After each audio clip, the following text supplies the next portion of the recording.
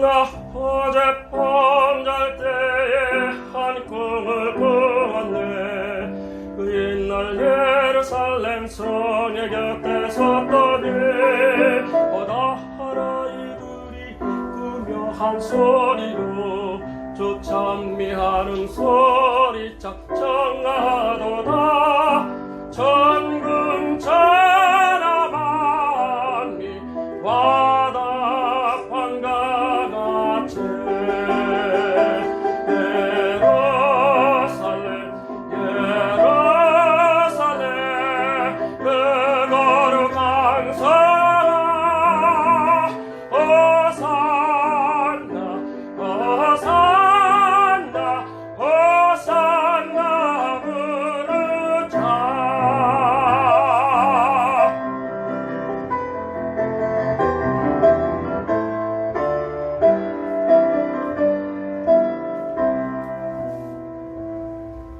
그 꿈은 다시 변하여 길은 고였고 호산나 찬미 소리 들리지 않는다. 햇빛은 아주 어둡고 광경 참담해. 이는 십자가에 달리신 그때의 일이야. 이는 십자가에 달리신 그때의 일이야.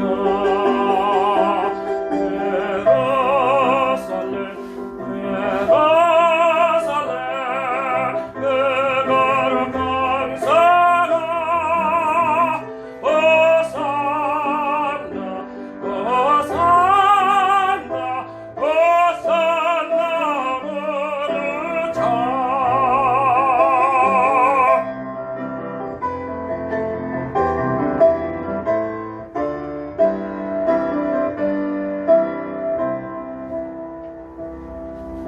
그 꿈은 다시 변하여 이 세상 다가고 그 땅을 내가 보니 그 유리 바다와 그 후에 환한 영광이다. 창에 비치니 그 성에 들어가는 자 참 영광이로다.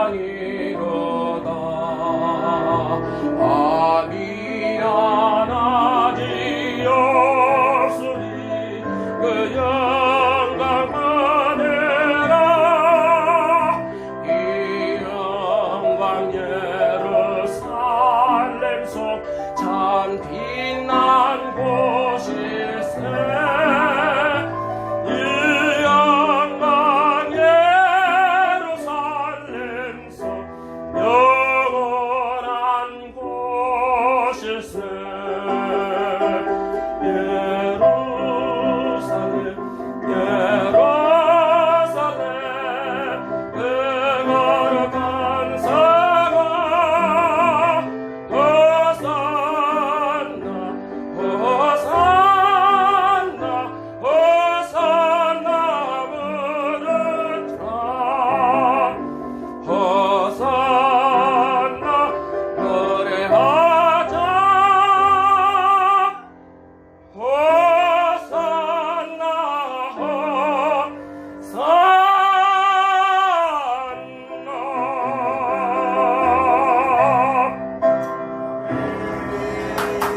할렐루야! 이제 오늘 본문 말씀을 통해서 누가 역사의 주인공인가라는 제목으로 우리 한총련 대표회장 되신 우리 박동우 목사님께서 말씀 준비해 주실 때 큰 은혜가 있을 줄로 믿습니다. 아멘. 할렐루야로 환영하시겠습니다. 할렐루야. 만나서 반갑습니다. 제가 얼마 전에 LA에서 있었던 세계 평신도대회가 있어갖고 다녀왔습니다. 나성 많이 아시죠? LA 지역에 한인연합장로회 LA 지역이 최초로 세워진 교회죠. 이승만, 안창호 등등이 그 교회와 유족을 같이 하고 또 그 교회에서는 안창호 유족을 관리하고 있는 그런 교회입니다. 그런 장소들. 안창호 유족회에 안 들려요? 안창호 유족회에 그 회장을 맡고 있는 최영호 장로님이 위주 형시도회 회장을 맡고 있고, 그래서 그 특별 강사로 초청을 받아서 거기서 강의를 하는데 많은 장로님들을 거기서 만나게 되었습니다. 근데 역시 장로는 장로더라고요. 그게 무슨 소리냐. 그들은 우리 기독교 교회사에서 주인공은 될 수는 없겠구나, 이런 생각을 해봤어요. 역시 주인공은 목사님들입니다. 할렐루야. 그래서 목사와 장로의 관계를 다시 한번 드리겠습니다. 물론 거기에 모인 장로님들은 우리나라를 대표하는 그런 이름난 분들이 대다수입니다. 아무리 그분들이 뛰어난 장로이라 할지라도 역시 교회를 이끌고 가는 것은 목사님들이다, 이런 생각을 해보면서 오늘 말씀을 준비했습니다. 정말 기도하겠습니다. 아버지 하나님, 역사의 주인공으로서 우리가 주님 앞에 나와 있습니다. 오늘 그 주인공의 뜻을 새기면서 하나님 뜻을 분별하고 하나님 뜻 가운데 우리가 바로 서기를 원합니다. 하나님 축복하여 주옵소서. 예수님의 이름으로 기도하옵나이다. 아멘. 어느 목사님께서 고등학교 시절에 주의종으로 부르심 받는 이런 느낌을 받았습니다. 그래서 그분이 기도를 합니다. 아버지 하나님, 제가 목회하기를 원하신다면 사도 바울보다 더 훌륭한 종이 되게 하여 주시고, 아니면 아예 다른 일을 하게 해달라고 기도를 했습니다. 그만큼 기왕의 주의 종이 부르심을 받을 바에는 뭔가 확실하게 하고 싶었던 것이죠. 목사가 된 후에 정말 열심히 목회를 하셔서 교회도 많이 부흥시키고 또 풍성한 사역을 하나님께 영광을 돌리는데, 중요한 것은 목회를 하면 할수록 사도 바울보다 더 큰 사역을 감당하게 되고 또 하나님께 영광 돌리는 일에는 도저히 자신이 없더라는 겁니다. 앞만 보아도 사도 바울을 따라가는 건 불가능할 뿐더러 자신은 그렇게 생각하던 자체가 너무나 교만한 마음이었구나 라는 생각이 들더라는 겁니다. 저도 마찬가지로 오늘 본문을 준비해보면서 그런 생각을 해봤습니다. 왜냐하면 바울을 살펴보니까 사도 바울을 알면 할수록 정말 그가 얼마나 훌륭한 사도였는가를 뼈저리게 느낍니다. 혹시 여러분 소아시아 학교에 다녀오신 분 계세요? 그곳에 가보면은요, 사도 바울을 더 깊이 깨닫게 되는 이유가 있습니다. 그 당시 교통편이 없잖아요. 다 걸어서잖아요. 근데 그 소아시아 교회 지역이 대부분 광야와 비슷한 그런 길들을 많이 걸어야 합니다. 그것도 뭐 하루도 아니고 버스로도 하루 달릴 정도니까 거리가 얼마나 멀겠어요. 그런 거리를 걸어서는 아마 열흘 이고 한 달이고 걸었을 겁니다. 그런 곳을 다니면서 복음을 전했잖아요, 소아시아 교회. 그래서 도대체 어떤 열정을 가지고 이렇게 했을까? 그 뜨거운 땡빛에서 그런 광야길을 걸어가면서 그 복음을 전했을까? 그럴 때마다 사도 바울이 너무너무 존경스러워지는 거 있지 않습니까? 그런 모습이었어요. 그리고 오늘도 보면은 전도여행 1차, 2차, 3차 여행을 사도 바울이 그런 지역을 쭉 돌면서 마지막 본문은 4차 여행이 되겠죠. 근데 1, 2, 3차 여행에서 자유의 몸으로 다녔지만 제4차 전도여행은 죄수의 몸으로, 결박된 몸으로 여행을 떠나는 그런 차이점이 있는 것입니다. 이 마지막 전도여행은 첫째로 죽기를 각오한 전도여행이었다는 것입니다. 사도행전 21장 13절에 바울이 이렇게 말합니다. 너희가 어찌하여 울어 내 마음을 상하게 하느냐. 나는 주 예수의 이름을 위하여 결박받을 뿐 아니라 예루살렘에서 죽을 것도 각오하였노라. 이미 시작하기 전부터 바울은 죽음을 준비하고 이 여행을 시작했다는 것을 알 수가 있습니다. 이미 잡히기 전에 죽기를 각오하는 것입니다. 또 에베소 교회에서도 장로들에게 이렇게 말을 합니다. 보라, 이제 나는 심령의 매임을 받아 예루살렘으로 가는데 거기서 무슨 일을 만날는지 알지 못하노라. 오직 성령이 각성해서 너에게 증언하여 결박과 환난이 나를 기다린다 하시나 나의 달려갈 길과 주 예수께 받은 사명 곧 하나님의 은혜의 복을 증거하는 일을 마치려 하면은 나의 생명을 조금 더 귀한 것으로 여기지 아니하노라. 너무나 잘 알고 있는 내용입니다. 정말 자기 생명을 좀 더 귀하지 않냐고 느끼지도 않냐고 또 보호하려고 하지도 않았습니다. 복음을 위하여서 주님을 위하여서는 온전히 내놓았다는 것을 알 수가 있습니다. 두 번째, 제수로 가는 길에 결박당에서 가는 길에 이 전도여행은 많은 것을 희생해주고 있습니다. 전에는 자유의 몸으로 전도여행을 다녔습니다만 옥에 갇히기도 하고 돌에 맞아 죽을 뻔도 하고 수많은 어려움을 겪었지만 그건 자유의 몸이었어요. 그러나 이번 여행은 어떻습니까? 죽음을 마지막으로 각오하고 떠난 여행이었는데 이 바울에게는 더 험한 여정이 기다리고 있었어요. 우리는 여기서 이런 생각을 할 수가 있어요. 참 고생을 많이 하는데 배를 타고 가는데 바람도 전혀 도와주지 않고 출발할부터 아주 애를 먹입니다. 그 당시에 배는 거의 범선입니다. 범선이라는 건 바람의 영향을 받게 되겠죠. 바람이 없으면 배가 갈 수가 없죠. 근데 이 바람이 전혀 도와주지 않는 겁니다. 그러더니 유로 굴러라는 광풍을 만나서 이 배가 정말 열흘 동안 먹지도 못하고 마시지도 못하는 정말 죽을 고생까지 하게 됩니다. 그리고 결국은 배가 깨어지기 시작하면서 배를 버리고 배 조각 하나를 짊어지고 끌어안고 둥둥 떠서 육지에 상륙하는 이런 모습을 우리가 볼 수가 있습니다.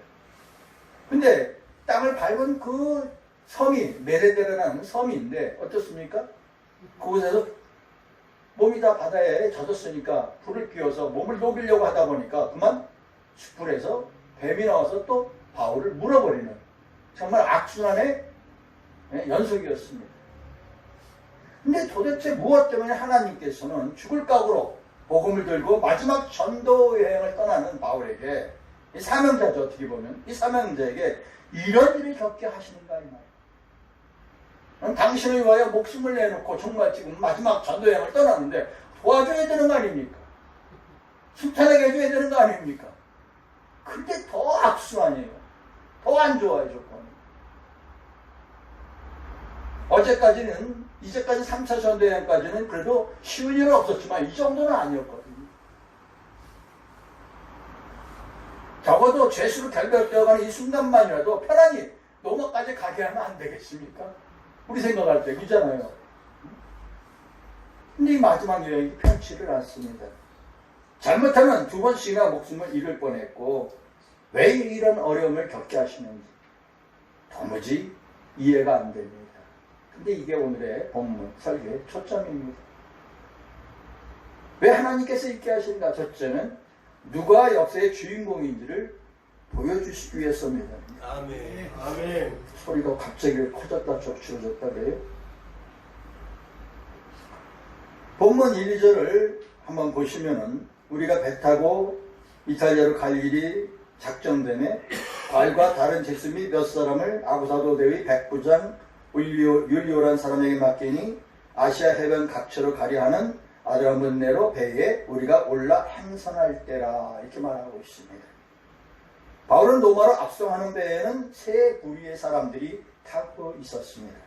사도 바울과 다른 제수가 있었고 또 다른 하나는 뭡니까?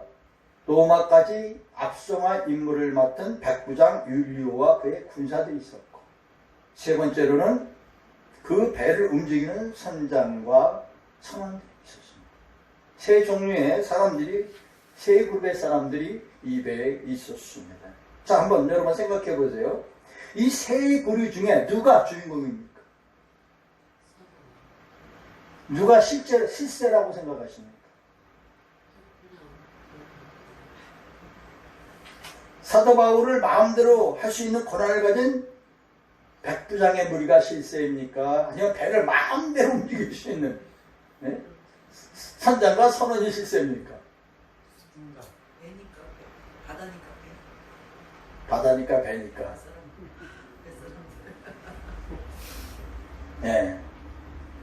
사도 바울을 마음대로 할 수 있는 권한을 가진 백부장도 막강하고, 그죠? 배를 자기 마음대로 부릴 수 있는 선장과 성원도 막강합니다. 아무리 생각해봐도 바울은 실세가 아니죠. 그런데요, 여기서 실세는 바울입니다. 아멘. 이걸 하나님께서 보여주려고 합니다.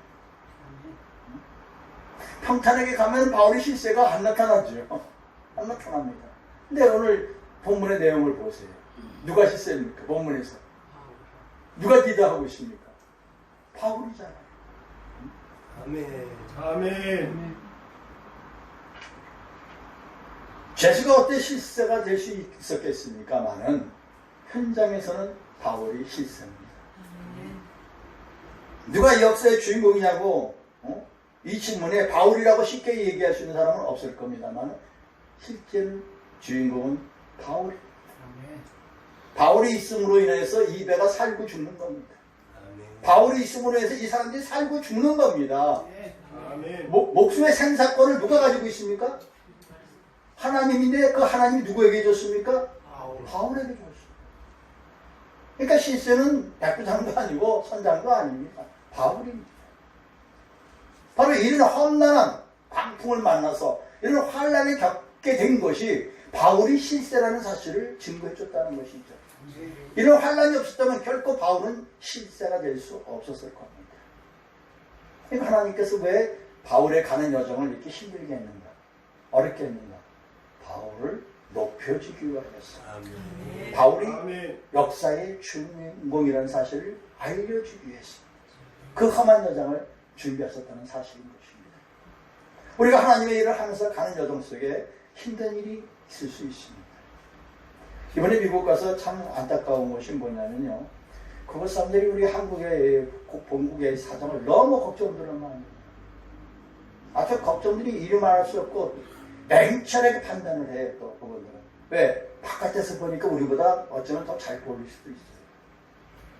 그런데요, 그들은 같은 동포로서 걱정을 하지만 주인공은 될 수 없다는 거죠. 주인공은 우리예요. 아멘. 아멘. 아무리 그들이 걱정을 하고 뭐라고 하더라도 그걸로 끝날 뿐이지 그들이 어떻게 할 수 있는 게 없어. 그렇죠? 그들은 할 수 있는 게 없어. 결국 그들이 할 수 있는 건 그 정치권에 손을 넣고 뭐 이렇게 좀 부탁하는 거 외에는 뭐 할 게 없는 거예요. 참 그게 안타까운 일이 아니죠. 그 행사하는데 물론 그 LA 시장 뭐 부시장이나 누가 또 오고 뭐 그런 사람들이 옵니다만 그 사람들이 부탁해본들 그 사람들이 우리나라에서 뭘 하고 있어요?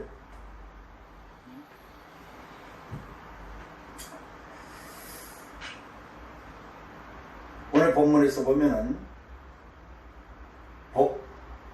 이 역사의 주인공은 바울이다. 이걸 말씀하고 있습니다. 24절에 보니까 하나님께서 사도 바울에게 너와 함께 행선한 자들 다 내게 주마 그랬어요. 아멘. 환경도 마찬가지입니다.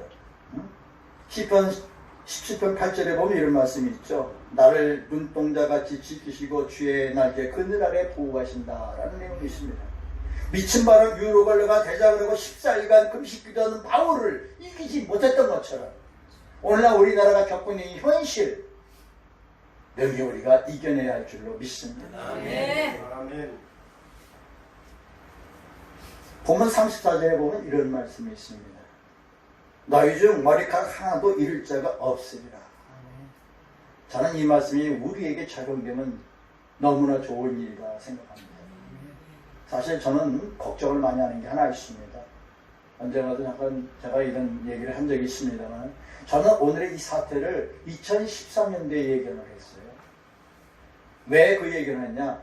2014년 10월 WCG 부산 총회 할 때 총회 시작 개회 예배 때부터 우상 숭배하고 무당꽃하고 별짓을 다 했어. 딱 그러고 야 하나님이 이 나라 치겠구나.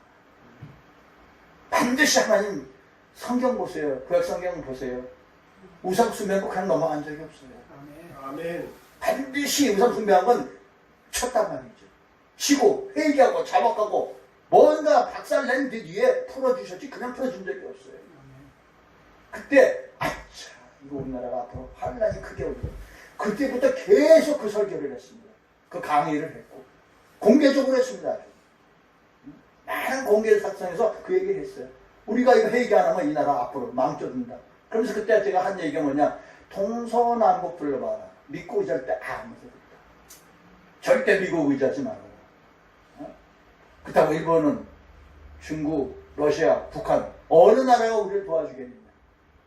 뺑뺑 돌려 우리 갇혀있는데 믿을 건 한국밖에 없다. 하늘 뚫리면서 하늘밖에 없다. 아멘. 그때부터 그 주장을 한 겁니다. 그래서 그러려면 하나님 우리를 도와주려면 2014년에 우리 한국교회가 범죄 이것부터 회개해야 된다. 이걸 주장했던 겁니다. 이거 안 하면 이 나라 박살난다. 왜 박살나느냐? 어떻게 박살나느냐? 그 얘기를 한 거예요. 이스라엘이, 유다가 하나님을 사랑하는 민족 맞다. 그곳에 기도한 의인들 많이 있었다. 그럼에도 불구하고 그들은 바벨론과 포로 끌려가 나라 멸망당하고 2000년 동안 압살당했어요. 사실이지 않습니까? 하나님이 이스라엘 민족 사랑하지 않습니까? 사랑합니다. 그건 부인할 수가 없어요. 우리 한국교회 하나님 사랑하고 성도 사랑합니다. 부인할 수 없어요. 그러나 징계는 징계란 말입니다. 난 이것이 이 나라에 올까봐 걱정이 지금도. 하나님이 이걸 실까봐 걱정이에요. 그리고 이거 안 치게 하려면 방법 하나밖에 없어요. 회개하는 길밖에 없어요. 아멘. 그래서 지난 10월 3일날 우리가 회개해서 뭐 해보자고 그 숱하게 주장하고 역사해서 그 역사가 이루어졌습니다. 그런데 계속 지속이 돼야 되겠죠. 한국교회. 근데 지금 한국교회가 또 뿔뿔이 흩어지고 난리 아닙니까 지금. 여기서 이 말을 하고 저기서 저 말하고.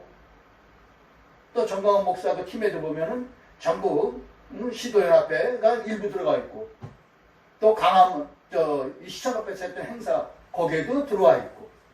네, 전국 시도연합회는 이 바로 여기 시청 앞에서 했던 그 팀이에요. 정광훈 목사는 거기에 소수의 몇 명이 참가하고 있단 말입니다. 사실 그 이름을 쓰기에는 부족하죠. 그럼에도 불구하고 쓰고 있어요 지금. 물론 이 두 단체가 연합을 해갖고 하나가 돼야 되는데 이게 안 되고 있는 거예요. 그래서 그걸 연합시켜보려고 저도 무척 노력하고 있습니다만 잘 안 되고 있어요 사실. 왜? 낮은 자리로 내려가면 되는데 이게 안 되는 거예요.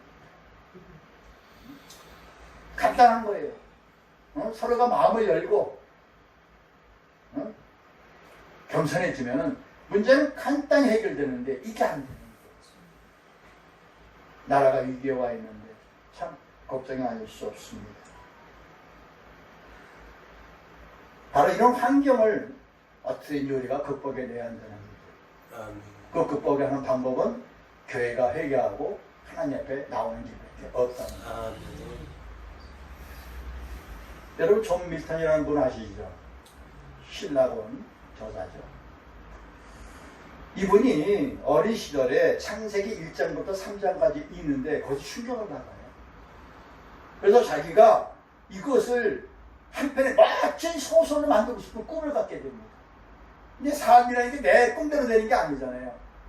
정치판에 뛰어들어요. 정치에서 한참 어떻게 하다가 무슨 일이 생겨서 감옥에 가게 됩니다. 근데 이분은 감옥에 간 것을 최고의 절호의 기회로 만들어버리죠. 거기서 감옥에서 그동안 못했던 바로 어렸을 때 창세기 1장에 3장에 그 소설을 쓰겠다는 꿈을 거기서 꾸기 시작합니다. 거기서 붓을 들기 시작합니다. 거기서 나온 것이 바로 시라곤. 감옥 속에서 나왔죠. 근데 그때 그거 한 말이 있어요. 바깥에 사람들이 얼마나 영리합니까? 그때 그 사람들이 편지를 이렇게 썼어요. 이 감옥이야말로 내 시효와 상상력을 키울 수 있는 가장 적절한 장소입니다. 여러분, 이 존 밀턴에게는 역사 환경의 실세는 바로 감옥이었던 것입니다. 오늘날 우리도 마찬가지인 것입니다. 존 밀턴처럼 현재 우리가 처해져 있는 환경을 우리가 어떻게 우리가 주인공이 될 수 있느냐, 아니 될 수도 있냐, 그건 우리에게 달려있는 것입니다. 아멘. 본문을 보시면 배는 선장과 선원들이 움직이는 대로 배가 가지만은 사실 배라는 건 선장이 더 잘 알고 있잖아요. 그럼에도 불구하고 배가 앞에 어떠한 일이 일어날지 누가 알고 있습니까 지금? 아무도 몰라요. 근데 바울만이 알고 있었어요. 이대로 가면은 배는 깨지고 파산하고 하물이고 뭐고 다 잃게 된다. 떠나기 전에 이미 바울이 얘기합니다. 아무도 믿지를 않죠. 도리어 어떻게 합니까?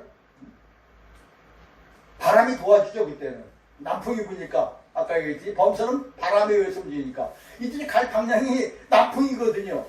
그러니까 시원하고 떠나죠. 근데 바울은 분명히 아니라고 했어요. 남풍이 순하게 불면 13절에 보니까 저희가 득이한 줄 알고 떠났습니다. 오늘날 우리 사람들이 많이 실패하는 데가 여기 있어요. 세상 사람들도 그렇습니다만 믿는 사람도 마찬가지입니다. 어떨 때는 마귀가 역사하고 사탄이 역사하고 우리 앞길을 평탄하게 열어줄 때가 있어요. 근데 그리 가면 죽는 길인데 모르고 갈 때가 많이 있단 말이에요. 지금 여기도 똑같은 현상이 벌어진 거죠.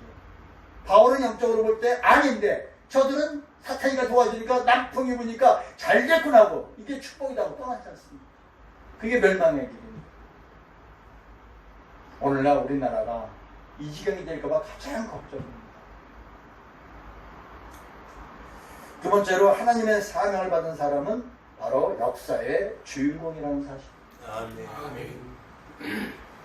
아까 잠깐 말씀드렸습니다만 장로님은 역시 장로님이더라고요.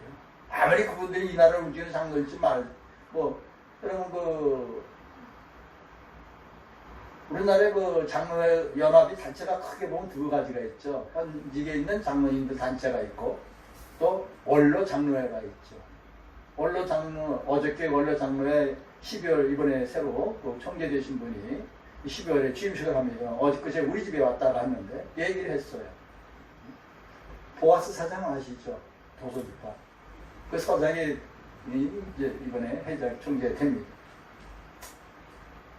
권승달 장로님이라고 그분인데 우리 집에 왔다 하면서 우리 집에 와서 여러 가지 그 사정을 출판하신 분이니까 내가 그 책을 지금 전부 잘라서 스캔을 뜨고 있어요. 왜 스캔을 뜨냐면은 여러분 지금 신학서적이 다 없어져 가고 있습니다. 출판은 안 합니다. 왜? 해외 팔아먹을 데가 없어서 할 수가 없는 거예요. 심지어는 그전에는 그 해외 번역도 많이 했어요. 우리 아이가 번역을 하는데 그전에는 보통 1년에 적어도 한 2편 이상은 했어요, 번역을. 지금 번역이 없어요. 비싼 저작료 주고 번역해봐야 팔아보지 못하니까. 아예 번역은 안 해요, 이제는. 이런 현상이 벌어져요. 근데 여러분 신학교 가서 강의하시면은 우리는 보통 옛날 서적 갖고 배운 사람들 아니에요. 그럼 내가 배운 거 갖고 이렇게 보면 그 책을 소개할 수밖에 없잖아요. 그럼 신학생들이 그 책 없대요. 살 수가 없대요. 있으면 중고서적시장에 가서 비싼 돈 주고 찾아서 하나 구하는 수밖에 없는 거예요. 이렇게 없는 책들이 많아져요. 그래서 큰일 났다. 신학서적이 없어진다는 것은 뭐예요? 우리 장래가 없다는 얘기입니다. 주의정을 매출 못하고 신학생을 매출 못하면 교회가 어떻게 되겠어요? 없어지는 거잖아요.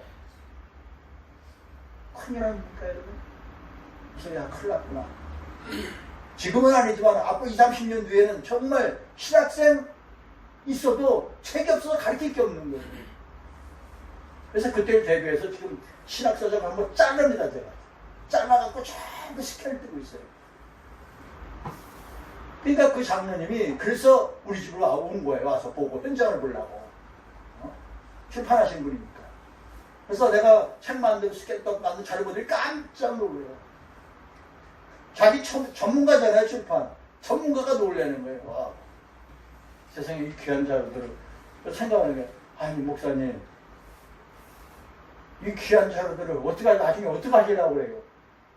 내가 현직에서 지난 1월에 은퇴했다니까 그게 걱정인 거야. 현직에서 해야 이게 뭐가 빛을 발할 텐데. 아니다. 아니면 하나님의 나는 만들면 하나님은 반드시 씁니다. 걱정하지 마십시오. 여러분 도서는요 50년이면 저작권이 사라집니다. 성경 이미 저작권 사라진 거 알고 계시죠? 저작권 사라지기 전에 그 당시에 우리 그 협회에서 신약 성경 저작권을 갖고 있었고 찬송가 저작권을 갖고 있었어요. 그래서 그 당시에 성서공회에서 그 성경값을 못 올린 이유가 우리가 찍었고 아주 원가로 보고를 했거든요.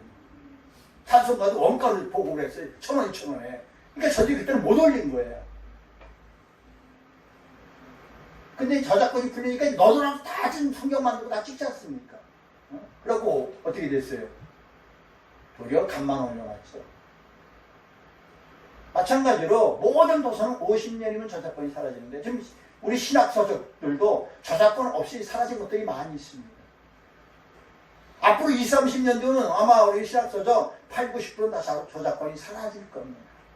그때를 저는 대비하는 거예요. 지금은 내가 스캔도 공개를 못하죠. 아무에게나. 내가 잘라서 스캔도 내가 보는 건 법적으로 상관이 없는데 이걸 다른 사람한테 팔거나 제공하면은 저작권이 걸립니다. 그런데 앞으로 20, 30년 뒤면 저작권이 다 사라지는 거예요. 그땐 누구나 다 만들어서 복사해갖고 만책을 만들 수가 있는 거예요. 그럼 얼마든지 신학서적 만들어낼 수가 있다는 얘기죠. 필요하면은 그땐 책 안 만들어도 되잖아요. CD로 컴퓨터로 읽어도 되잖아요. 그래서 그걸 대비해서 전부 파일로 스캔해서 만드는 거예요. 지금. 그러니까 이 작업을 하다 보니까 워낙 방대하지 않습니까? 이게. 그래서 현재도 수만 권의 책을 지금 해놨고 아직도 우리 집에 한 6천여 권이 이렇게 남아있어요. 지금. 틈틈이. 이게 노력도 많이 들어가고 공도 많이 들어가고 돈도 많이 들어가요. 이 작업이. 그러니까 그분이 보시고 장로님 보시고 깜짝 놀라는 거예요. 그러면서 그걸 보고 자기 출판사에 가서 막 그 직원들한테 얘기를 했나 봐요. 그랬더니 직원들이 깜짝 놀라더라는 거예요. 그러면서 전화가 또 어제 왔어요. 전화가 또 뭐 좀 물어보겠대. 뭐냐 했더니 그거 복사한 거를 제가 복사한 걸 끝난 게 아니라 그걸 복사해갖고 한글에다 딱 해갖고 원고로에다 딱 복사를 해서 보여줬어요. 글자 안 깨지게 그대로 책 그대로 떠요 이게. 이게 놀랄 수밖에요. 근데 뭘 보냐? 그럼 글자체도 바꿀 수 있습니까? 크기 작게 바꾸죠. 예, 다 됩니다. 그러니까 더 놀라요.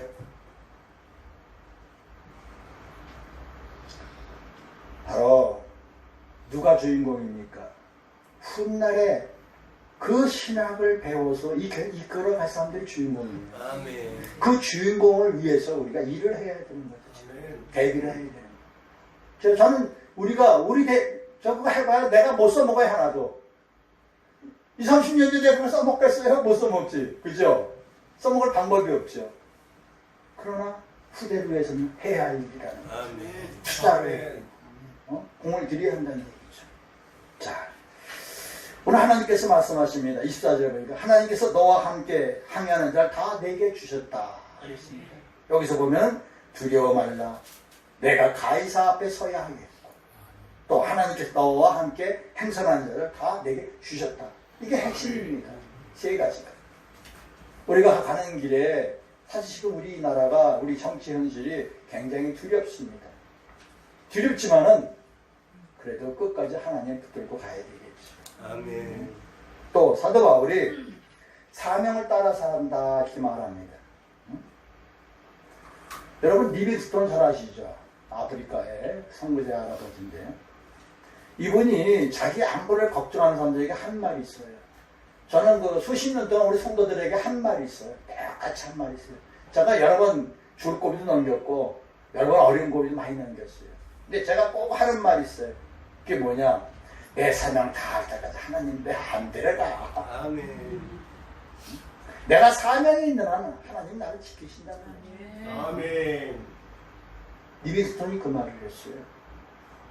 나는 존재 이유가 다할 때까지, 나의 사명이 다할 때까지 나는 결코 죽지 않는다. 여러분, 우리가 주님 부르시는 그때까지 은퇴라는 건 없는 거예요. 교회 법상의 은퇴는 있어도 실제 영적으로 은퇴가 없는 거예요. 모세를 보세요. 은퇴가 있습니까? 아브라함이 있습니까? 없어요. 하나님이 부르는 그날이 사명 다하는 날. 아멘. 그렇기 때문에 하나님 앞에 우리가 사명을 이루면 안 돼요. 사명 이루면 그날로 가는 거예요. 사명을 잃지 말자. 그래서 사명을 따라 산다는 것은 내가 하나님 중심으로 산다는 말입니다. 아멘. 나의 속한 받고 나의 섬기는 하나님이라고 사도 바울이 보면 23절에서 말씀하고 있어요. 여러분, 사도 바울이 환경과 주위 사람들을 자지우지하면서 그 지혜, 그 능력, 그 다음에 어디서 나왔겠습니까? 바로 그 사명감에서 나온 거예요.